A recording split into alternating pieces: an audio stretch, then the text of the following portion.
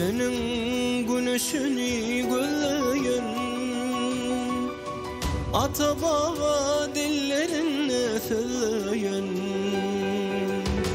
sen menin vatanım, menin vatanım.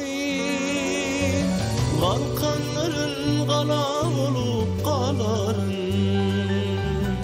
dağını düzünü bağra basarın.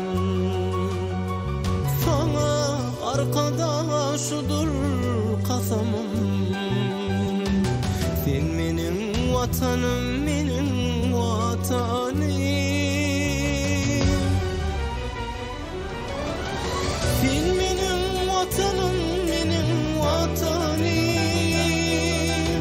Karıştı bir taraf, bir karar bulun. Aydım sal beni ruhlu vatanım. Sen menin vatanım, menin vatanım. Aydım sal beni ruhlu vatanım. Sen menin vatanım, menin vatanım.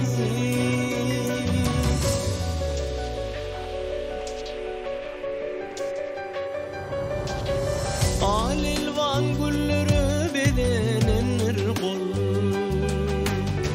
asırdan asıra alıp var yar yol. Gözlerimin göreceği ucumadan, sen benim vatanım, benim vatanım. Seherde